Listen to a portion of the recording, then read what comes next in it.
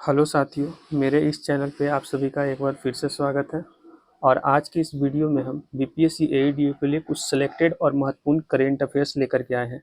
अब आप लोगों के पास कुछ ज़्यादा समय नहीं है क्योंकि आज एडमिट कार्ड रिलीज हो चुका है, तो अब हम जल्दी जल्दी आप लोगों को रिवीजन करवाएंगे।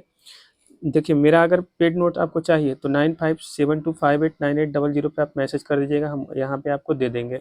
इसमें मेरा 19 वो जो हम पहले से करंट अफेयर्स का वीडियो करवा चुके हैं उसका भी पीडीएफ शामिल रहेगा। तो ये बात हम पहले बताते हैं। चलिए, आज का मेरा पहला क्वेश्चन है कि भारत के नए मुख्य न्यायाधीश कौन है।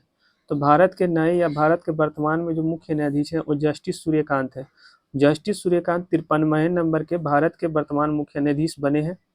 इसके अलावा एक्स्ट्रा फैक्ट में ये है कि भारत के वर्तमान में आरबीआई के गवर्नर कौन है।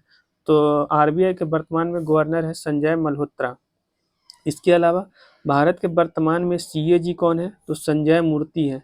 दोनों में दोनों संजय हैं, लेकिन कंफ्यूजन नहीं रखिएगा। वर्तमान में आरबीआई के गवर्नर है संजय मल्होत्रा और भारत के वर्तमान में सीएजी है संजय मूर्ति, तो ये दोनों में कंफ्यूजन मत रखिएगा। अगला है, वर्तमान में भारत के महान न्यायवादी कौन है, तो आर वेंकटरमनी है। और वर्तमान में चीफ मुख्य इलेक्शन कमीशन यानी मुख्य चुनाव आयुक्त कौन है, तो ज्ञानेश कुमार है। तो ये सभी फैक्ट आप याद रखिएगा। अगले क्वेश्चन की तरफ चलते हैं। हाल फिलहाल बिहार विधानसभा चुनाव हुआ है 2025 में, तो बिहार विधान चुनाव जो 2025 में हुआ इसकी अधिसूचना कब जारी हुई थी, तो 6 अक्टूबर 2025 को अधिसूचना जारी हुई थी बिहार विधानसभा चुनाव 2025 का। और बिहार विधानसभा जो चुनाव हुआ था ये 2 चरणों में हुआ था। पहला चरण हुआ था 6 नवंबर 2025 को और दूसरा चरण हुआ था 11 नवंबर 2025 को। पहला चरण 6 नवंबर 2025 को कंप्लीट हुआ था और दूसरा 11 नवंबर 2025 को कंप्लीट हुआ था। इसकी जो मतगणना है वो 14 नवंबर 2025 को हुआ था और इसमें एनडीए को कुल 202 सीट मिला था। तो ये फैक्ट याद रखिएगा। अगर पार्टिकुलर पार्टी का बात किया जाए तो बीजेपी को 89, जेडीयू को 85, राजद को 25, एलजेपी को 19 सीटें मिली थी। तो इस तरीका से सीटों का बंटवारा हुआ था और जो मतदान प्रतिशत था वो 69.91% के आसपास रहा था। तो ये सभी बिहार विधानसभा चुनाव से फैक्ट जो है याद रखिएगा। अगला क्वेश्चन है सैयद मुश्ताक अली ट्रॉफी 2025। तो जो सैयद मुश्ताक अली ट्रॉफी 2025 है इसका विजेता रहा था झारखंड। अगर उप विजेता आपसे पूछा जाए तो हरियाणा। सर्वाधिक रन किसके द्वारा बनाया गया था, तो ईशान किशन के द्वारा बनाया गया था 517 रन।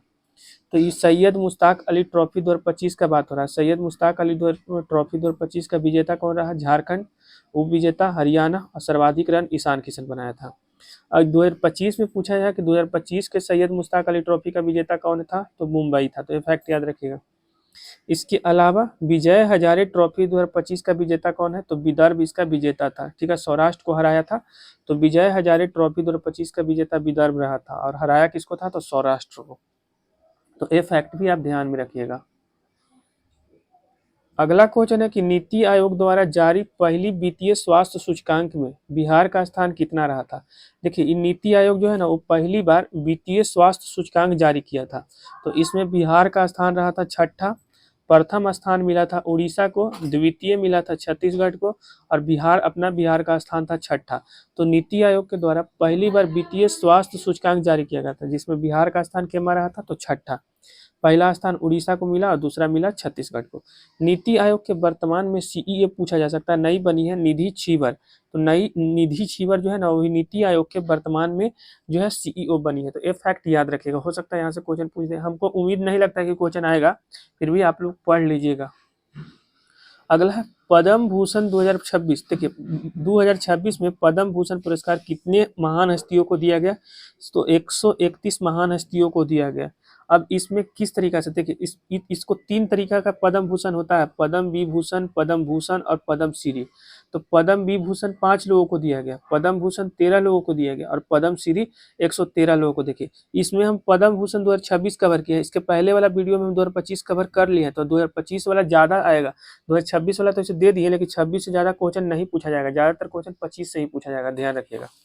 चलिए अगले पेज की तरफ चलते हैं। अगला देखिए, ग्रैंड स्लैम अवार्ड से क्वेश्चन पूछता है। ग्रैंड स्लैम 2025 जो है, पहले तो कि ग्रैंड स्लैम जुड़ा हुआ किससे है, तो टेनिस से जुड़ा हुआ है। ग्रैंड स्लैम जुड़ा हुआ किससे है, टेनिस से।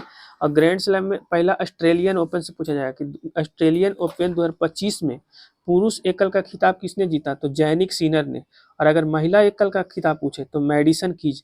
तो ये ऑस्ट्रेलियन ओपन का बात हो रहा है। ऑस्ट्रेलियन ओपन 2025 में पुरुष एकल का खिताब किसे मिला? तो जैनिक सिनर जो कि इटली के निवासी है। और महिला एकल में पूछे तो मेडिसन कीज को, जो कि यूएसए के है। तो ये हो गया ऑस्ट्रेलियन ओपन।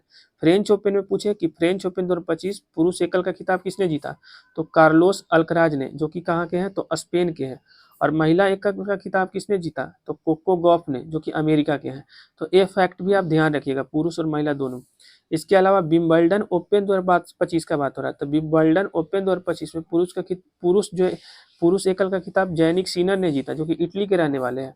और महिला में ईगा स्वाइटेका ने जीता, जो कि पोलैंड के रहने वाले हैं। तो ई क्वेश्चन एग्जाम के लिए VVI मान के चलिए यहाँ से क्वेश्चन आपको मिलेगा, तो स्क्रीनशॉट लेकर के इसको 2-3 बार आप रिवाइज कर जाइए ताकि पूरा याद हो जाए आपको।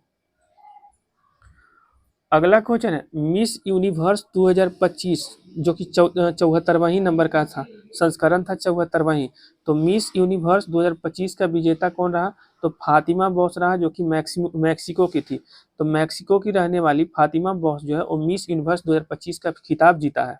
तो ये हो गया मिस यूनिवर्स 2025 का। इसके अलावा क्वेश्चन पूछा जा सकता है कि मिसेस यूनिवर्स, ये मिस था, ये मिसेज है, तो मिसेज यूनिवर्स 2025 का विजेता कौन है? तो शेरी सिंह, जो कि नोएडा यूपी की रहने वाली है।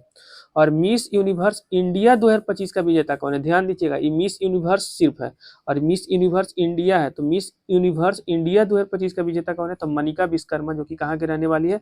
तो राजस्थान की रहने वाली है। तो इसको भी आप पढ़ लीजिए, ये भी आपके लिए VVI है। इसमें इस लेक्चर में हम वही क्वेश्चन शामिल किए ना जो आपके एग्जाम के लिए काफी महत्वपूर्ण है। इसमें हम फालतू क्वेश्चन शामिल नहीं किए हैं। अगला क्वेश्चन है साहित्य के क्षेत्र में नोबेल पुरस्कार 2025 किसे दिया गया? साहित्य के क्षेत्र में नोबेल पुरस्कार 2025 किसे दिया गया?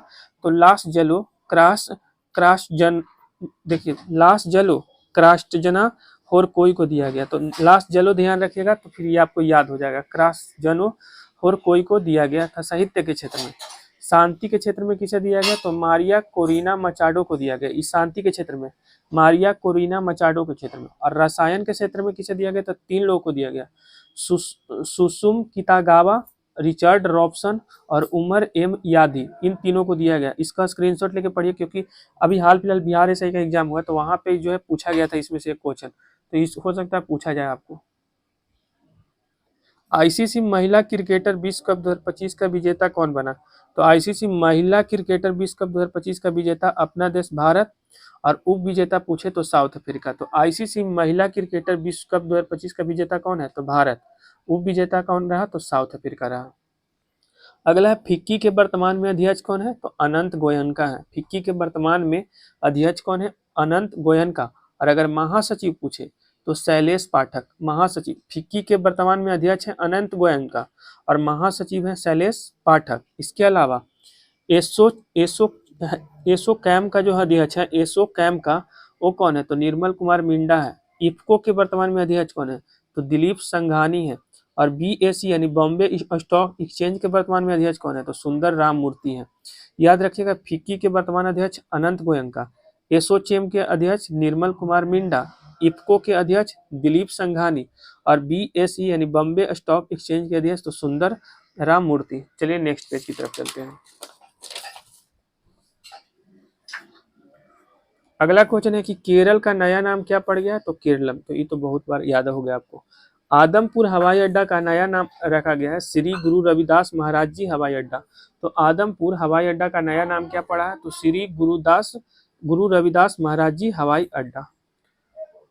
अगला है नाटो के वर्तमान में महासचिव कौन है? तो नाटो के वर्तमान में महासचिव है मार्क रूटे, जो कि नीदरलैंड के निवासी है। तो नाटो के महासचिव है मार्क रूटे। एशियान के महासचिव है लिम जॉक हुई।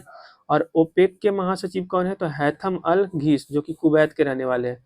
तो नाटो के महासचिव है मार्क रूटे, एशियान के हैं लिम जॉक हुई, ओपेक के हैं हैथम अल घीस।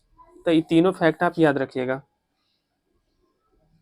अगला चलिए, ग्लोबल AI शो 2025 का आयोजन, ग्लोबल AI शो 2025 का आयोजन कहाँ हुआ? तो अबू धाबी UAE में हुआ। ग्लोबल AI शो 2025 का आयोजन अबू धाबी UAE में। इसका थीम क्या रहा था? तो सशक्त भारत पर्याप्तता, संतुलन, नवाचार। तो ये इसका थीम रहा। तो आप आयोजन भी पढ़ लीजिएगा कि ग्लोबल एआई शो 2025 का आयोजन कहाँ हुआ, तो अबू धाबी यूएई में हुआ। इसका थीम क्या था, तो सशक्त भारत, पर्याप्तता, संतुलन, नवाचार इसका थीम था। इसके अलावा कुछ याद रखिए, जैसे कि विश्व एआई सम्मेलन 2025 का आयोजन कहाँ हुआ, विश्व एआई सम्मेलन 2025 कहाँ हुआ, तो शंघाई चीन में। 25वां एससीओ शिखर सम्मेलन कहाँ हुआ, तो तियानजिन चीन में। और ग्लोबल एनर्जी लीडर समिट 2025 का आयोजन कहाँ हुआ, तो पूरी ओडिशा में। ग्लोबल एनर्जी लीडर समिट 2025 का आयोजन तो पूरी ओडिशा में। और 25वां एससीओ शिखर सम्मेलन तियानजिन चीन में हुआ था। विश्व एआई सम्मेलन 2025 का आयोजन कहाँ हुआ, तो शंघाई चीन में। और ग्लोबल एआई शो 2025 का आयोजन कहाँ हुआ, तो अबू धाबी यूएई में। तो ये सारा फैक्ट आप याद रखिएगा। अगला चलिए, एशिया पावर इंडेक्स 2025 में भारत का स्थान तीसरा, 2024 में भी तीसरे था, 2025 में भी तीसरा है। एशिया पावर इंडेक्स में बात हो रहा है। अगर ग्लोबल फायर पावर इंडेक्स पूछे तो इसमें भारत का स्थान चौथा है। ग्लोबल फायर पावर इंडेक्स में भारत का स्थान चौथा। वैश्विक एआई नवाचार इंडेक्स 2025 में भारत का स्थान सातवां। वैश्विक एआई नवाचार इंडेक्स 2025 में भारत का स्थान सातवां। और वर्ल्ड टैलेंट रैंकिंग 2025 में भारत का स्थान 63वां। और वैश्विक शांति सूचकांक 2025 में भारत का स्थान तो 115वां। तो ये सारा फैक्ट को स्क्रीनशॉट लेकर के याद कर लीजिए। और लास्ट ऑपरेशन कामधेनु किससे संबंधित है, जम्मू कश्मीर से। जम्मू कश्मीर पुलिस के द्वारा मवेशी तस्करी पर नकेल कसने के लिए ये ऑपरेशन कामधेनु चलाया गया। जो मवेशी तस्करी होता है ना, इलीगल तरीका से जानवरों का तस्करी होता है, उस पर नकेल कसने के लिए जम्मू कश्मीर पुलिस के द्वारा ये शुरू किया गया है। बाकी आपको हम नंबर दे दिए हैं, अगर पीडीएफ चाहिए तो उस पर मैसेज कर लीजिएगा।